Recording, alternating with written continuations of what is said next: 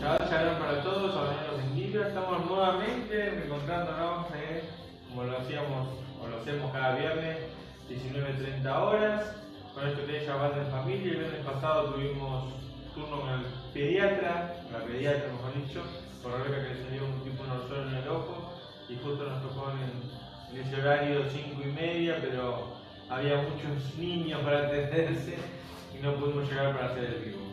Por eso no lo pudimos hacer, pero hoy nos encontramos nuevamente aquí, ¿no? Como cada Shabbat, compartiendo acerca de la palabra del Señor. Buenas tardes, mi querida y bella esposa. Buenas tardes a todos.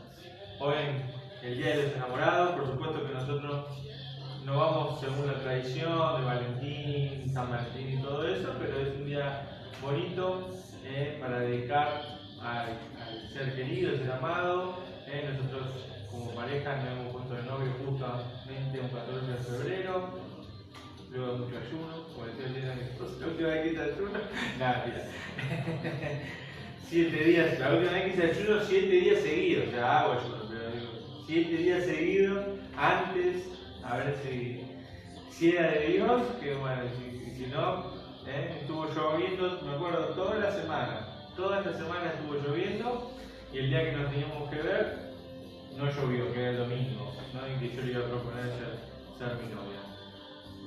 Casi hice el mismo método para cuando le tuve que pedir casamiento, o sea, nos comprometimos al año siguiente, ¿no?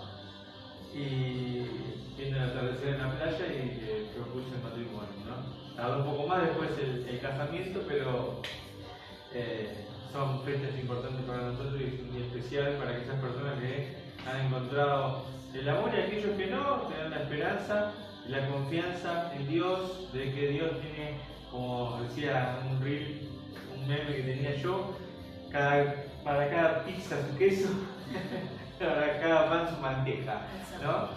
Y, hay muchísimos casos que quizás personas conocen el amor de su vida cuando ya son más grandes, o algunos tienen la suerte de conocerlo cuando son jóvenes, el primer amor, otros tienen que pasar un proceso, capaz no nacieron, como dice acá mi esposa, ¿no? Y entonces hay diversas maneras de expresar ese amor, pero bueno, este es un día importante y especial y queríamos compartir con ustedes este Shabbat en familia. Vamos a compartir lo que dice la palabra de Adonai en el versículo Salmo 118. Dice así: agradeced a Adonai porque Él es bueno, pues eterna es su bondad. El versículo 2 dice: diga ahora Israel, pues eterna es su bondad. Diga ahora la casa de Aarón que su misericordia perdura para siempre. Digan asimismo los que temen a Adonai, pues eterna es su bondad. Desde mis apreturas invoqué al Eterno. Él me respondió poniéndome en libertad. Adonai está conmigo, no temeré. ¿Qué puede hacerme un hombre?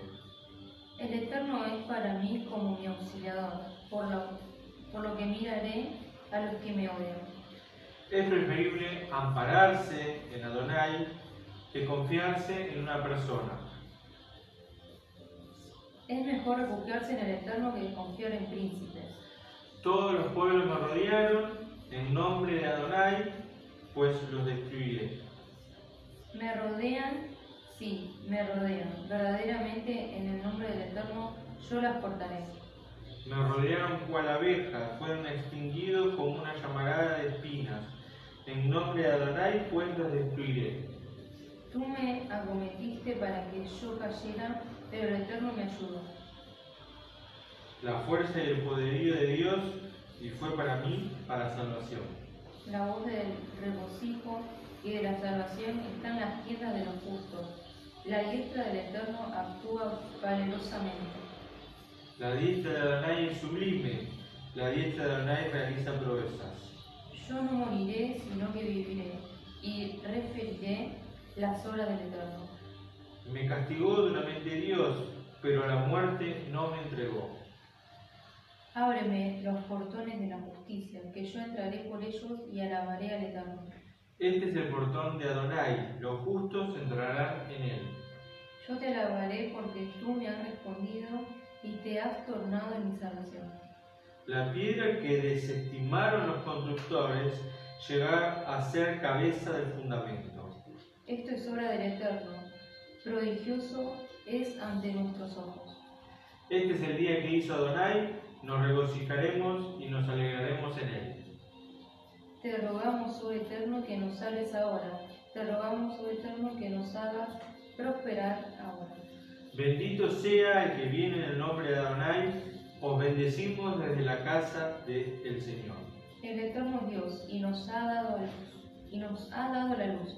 Ordenad la procesión festiva con ramas hasta los conos del altar. Mi Dios eres tú y te engrandeceré, mi Dios te ensalzaré. Alabad al Eterno porque es benevolente y su misericordia perdura para siempre. Amén. Salmo 118. Vamos a cantar como cada Shabbat, un poco para el Señor.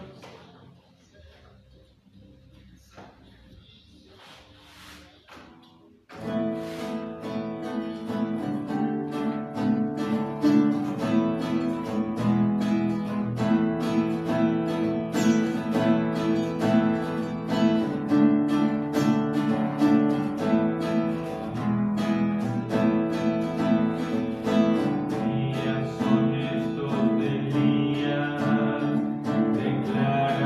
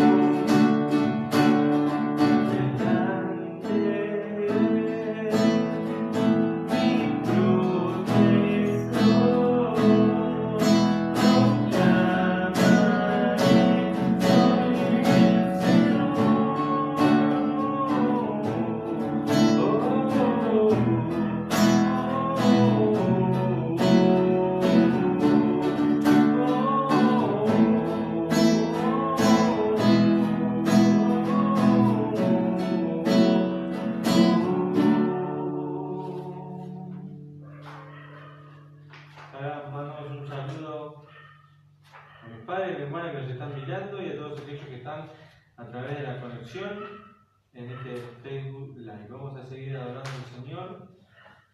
La canción que sigue se llama El manto de tu gloria.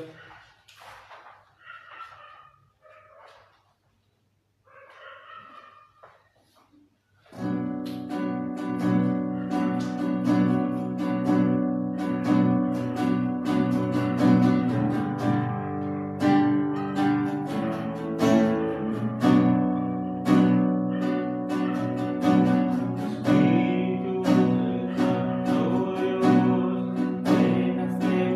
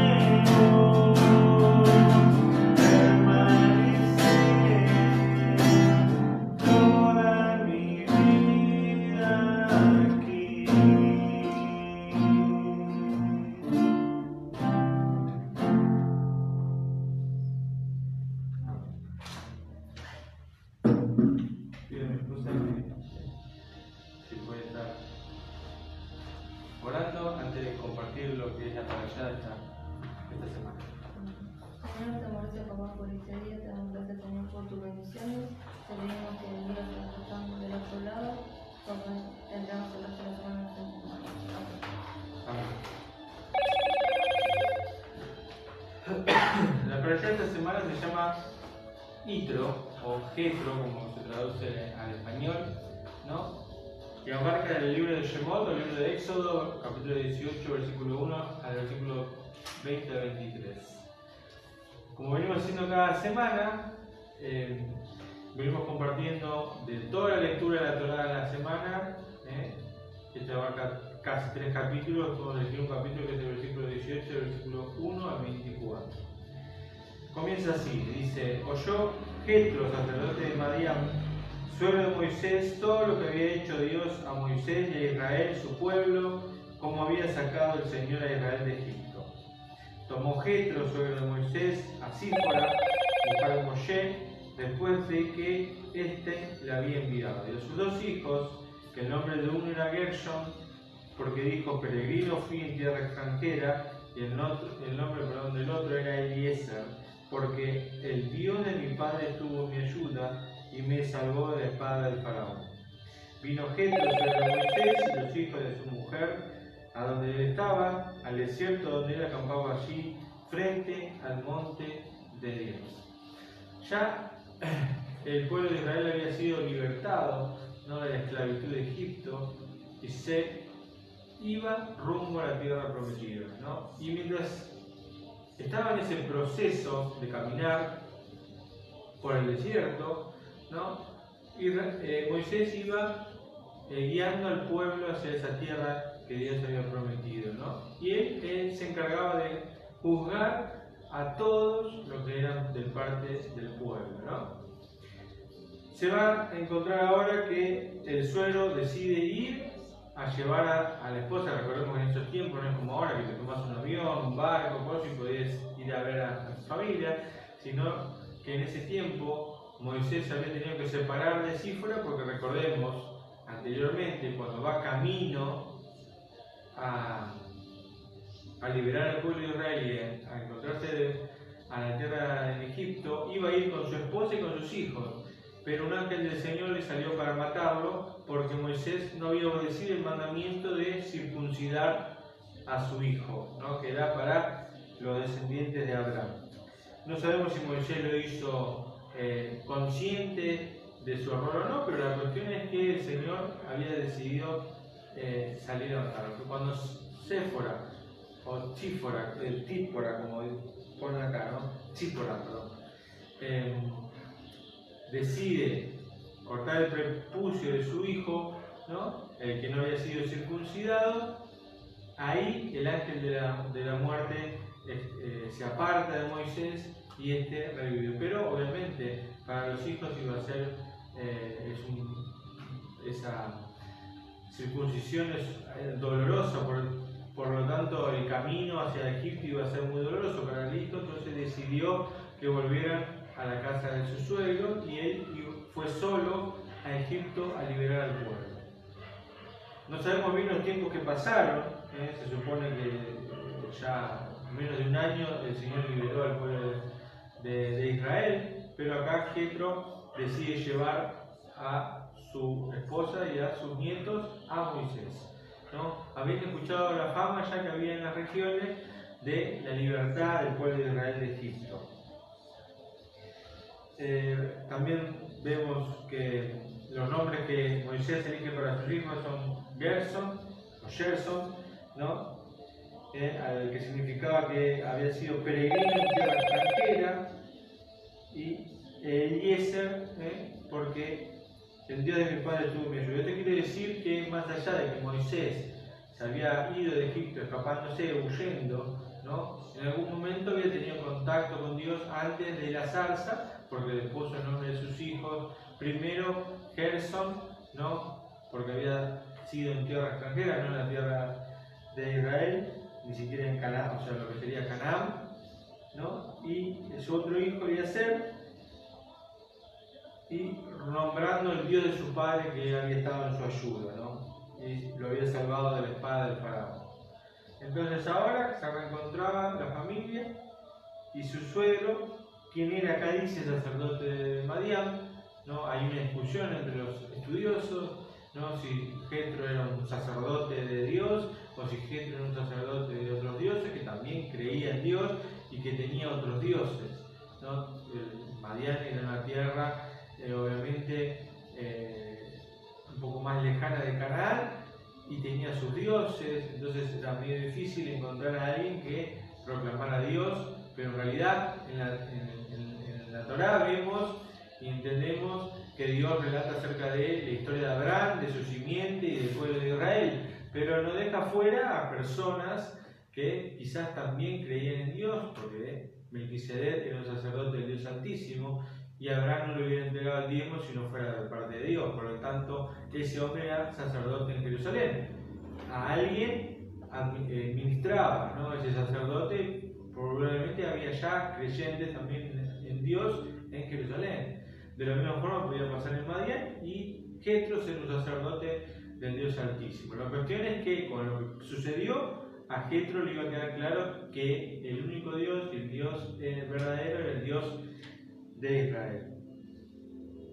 En el versículo 8 en adelante dice: refirió Moisés a su suegro todo lo que había hecho el Señor al faraón y a Egipto por causa de Israel y todas las tribulaciones que había encontrado en su camino y cómo lo salvó el Señor. O sea, le contó toda la historia. Se alegró Jetro por todo el bien que había hecho el Señor a Israel, pues lo había salvado de manos de Egipto. Y ahí dice: bendito sea el Señor que salvó a ustedes de la mano de Egipto y de mano del faraón, salvando al pueblo de estar debajo de la mano de Egipto. Ahora, yo sé que solamente grande es el Señor sobre todos los ídolos, porque la misma cosa que premeditaron les ocurrió a ellos. Tomó entonces para ofrendar Jetro, su suegro de Moisés, holocausto y sacrificio para Dios.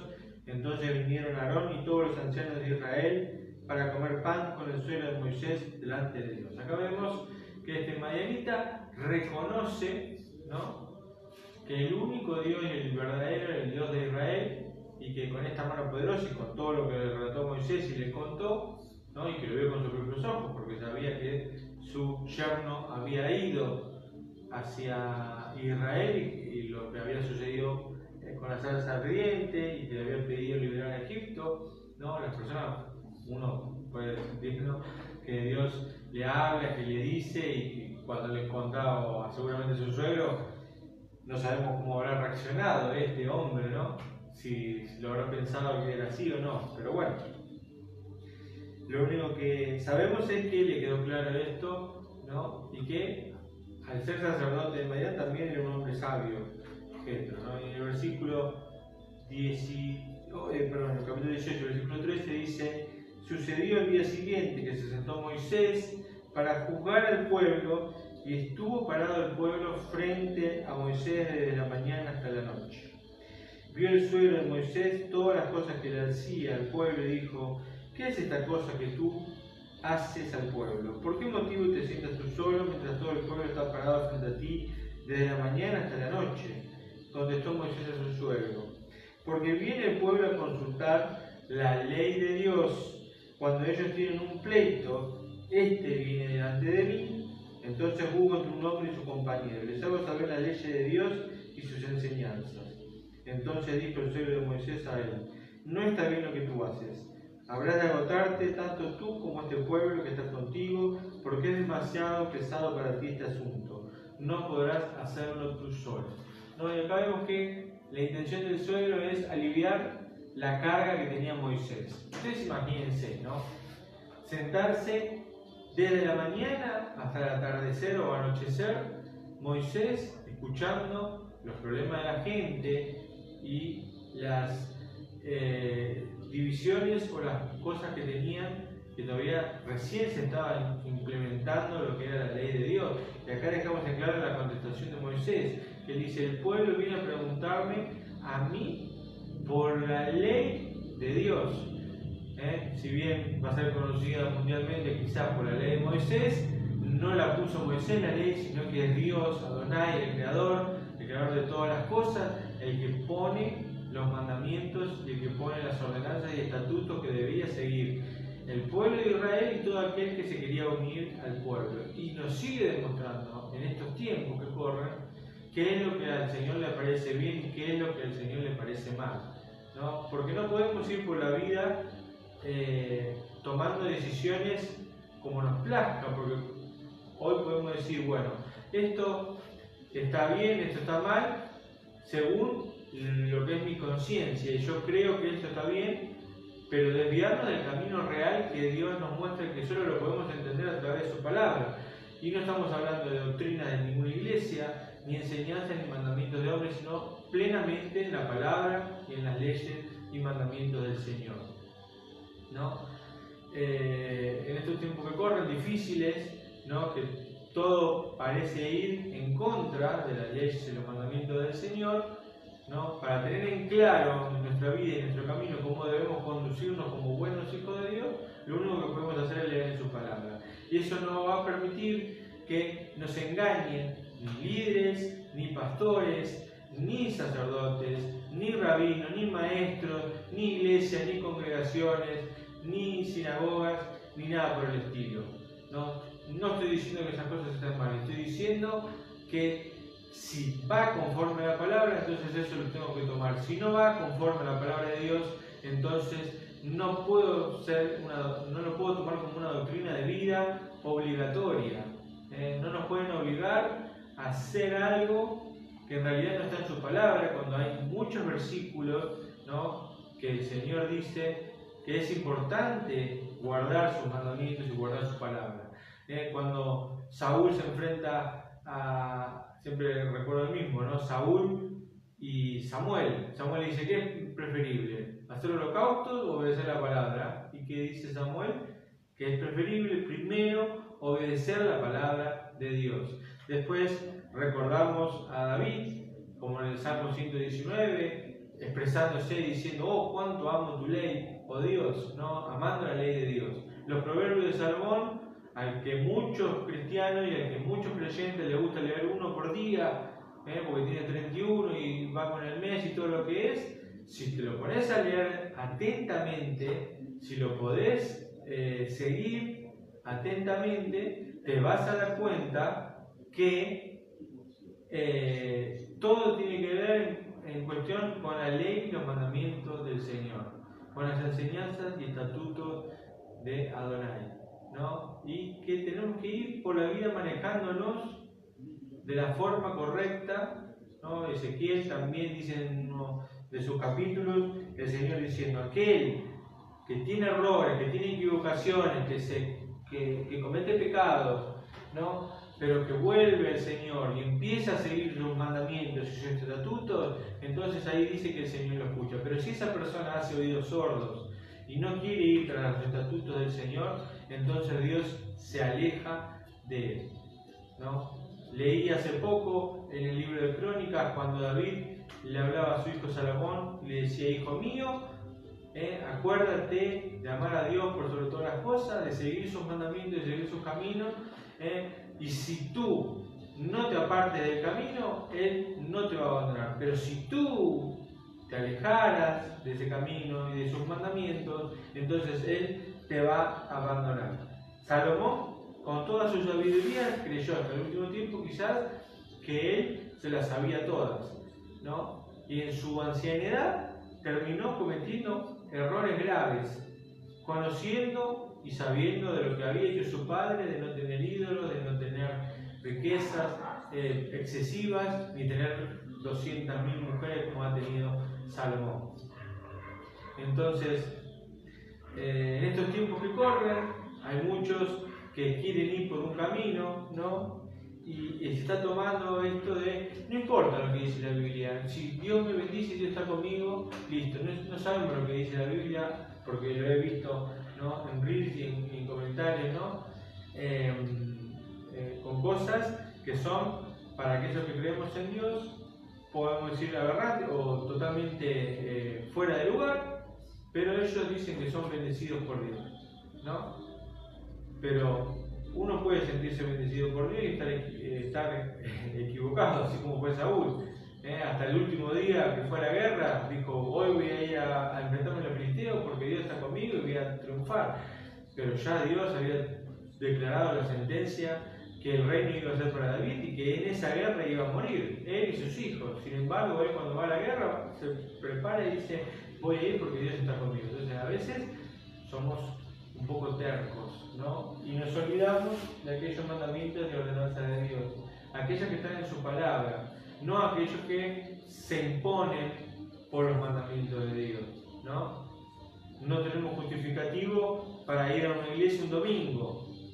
Sin embargo, cualquier pastor o cualquier predicador nos va a decir que tenemos que ir a la iglesia un domingo, pero no hay un versículo bíblico que avale eso.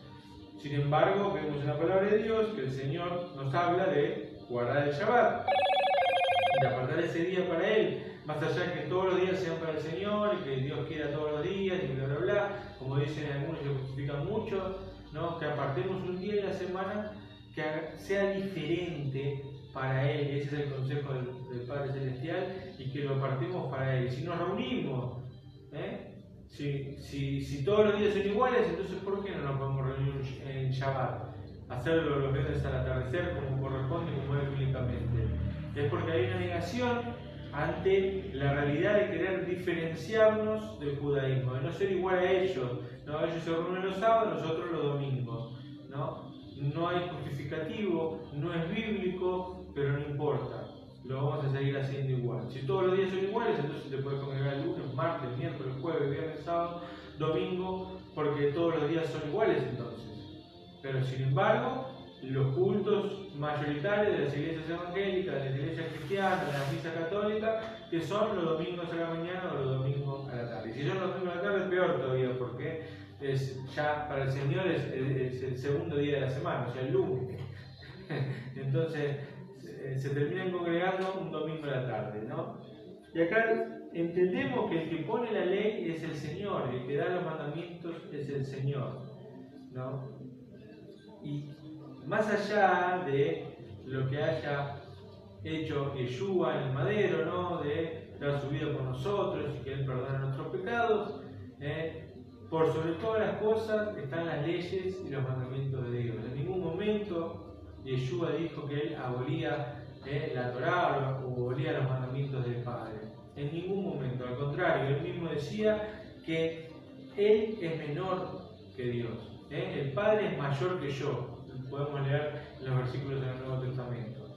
Entonces, el Padre tiene que estar por arriba de todas las cosas. Y a veces nos encontramos en el camino cristocéntrico. He escuchado a pastores decir, por ejemplo, si la iglesia no es cristocéntrica, no vayan más. Porque tiene que ser cristocéntrica. Más que cristocéntrica, tiene que ser adonaicéntrica. De Adonai primero, porque fue el Padre el que tuvo más amor por nosotros y nos dio su Hijo para que todo aquel que Él pudiera creer pudiera tener salvación, vida eterna, y que sea el Mesías que esperaba el pueblo de Israel y que en el día de mañana se va a sentar a juzgar, porque ese es el lugar que Dios Padre le quiso dar a su Hijo o al Mesías del pueblo de Israel. Es Dios el que le da el lugar. A veces nosotros desplazamos el lugar de Dios y se lo damos a Jesús erróneamente y equivocadamente, ¿no? Me fui un poco del tema de lo que quería decir, ¿no? Pero es importante a veces hablar acerca de estas cosas para que podamos entender un poco, ¿no? La gente a veces va pensando que esto está mal o esto está bien según el concepto que tiene la iglesia, tanto católica, evangélica o la iglesia que vayas, ¿no? Y de repente te encontrás que no está en la Biblia. Y cosas que están en la Biblia no le damos ni importancia. No permitirán murmuración en la congregación. ¿Qué quiere decir esto? Que no está bien hablar mal de una persona en una congregación. Pero eso muchas veces se ve por doquier en las congregaciones, ¿no? Después en Levítico tenemos que el Señor no le gusta hacer que se hagan tatuajes y vemos ahí creyentes que dicen que es Dios y se tatúan, ¿no?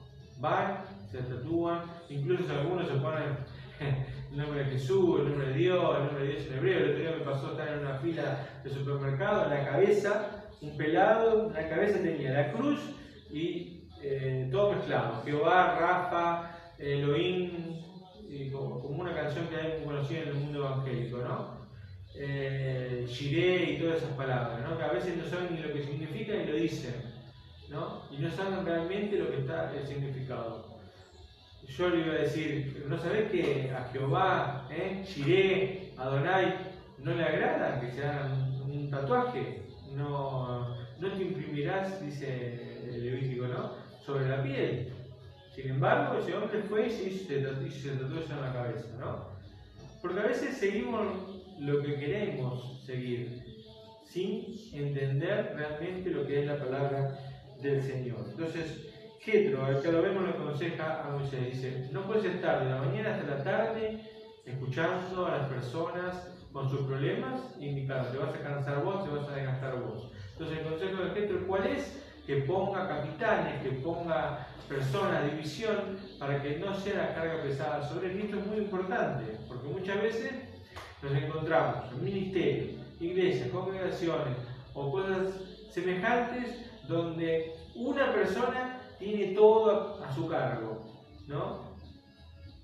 Y tendríamos que aprender de lo que enseña Jetro, ¿no? Que hay que delegar personas, preparar personas. Acá no está diciendo Jetro que pongas a cualquiera, sino que dice que busques personas instruidas, los instruyas en la ley de Dios, en los mandamientos, los prepares y las cosas más difíciles te las vengan y te las traigan a ti, pero que esas personas que son como jueces puedan discernir entre las leyes de Dios y puedan guiar al pueblo, ¿no? Delegar, porque muchas veces no podemos abarcar en todas las cosas. Si uno quiere hacer 20.000 cosas, probablemente de 10 cosas que quieres hacer, 5 te salgan bien y 5 no las puedas hacer de la mejor manera. Bueno, esto es un poco lo que quería compartir en el día de hoy. Ser sabios, escuchar el consejo de Dios, escuchar acerca de los mandamientos de Dios, pero también escuchar a las personas correctas, porque Jetro no era del pueblo de Israel, era de Madián, era un sacerdote de Madián, probablemente que creía en Adonai, que acá lo había reconocido, y le dio este consejo a Moisés, nada más y nada menos que a Moisés. A veces hay personas que se creen estar por encima de otras, y cuando vos le vas a decir un consejo, le vas a decir una palabra, ¿qué me vas a venir a decir a mí? Si yo ya sobre la Biblia, sobre esto, sobre cómo enseñar, sobre cómo... Y acá Jetro le habló a Moisés y lo aconsejó, y Moisés escuchó su consejo y se dio cuenta que lo que Jetro decía tenía razón, y que si él seguía así se iba a desgastar y de esta manera iba a terminar siendo peor, no solo para el pueblo de Israel, sino para su propia vida. Entonces, escuchar el sabio consejo de las personas correctas, y sabiendo que viene de parte de Dios, es de ser sabios. Bueno, esto es un poco lo que quería compartir y quería mandarles un fuerte abrazo y bendiciones. Shabbat Shalom para todos. Que Dios los bendiga. Nos encontramos el próximo viernes. Shabbat Shalom.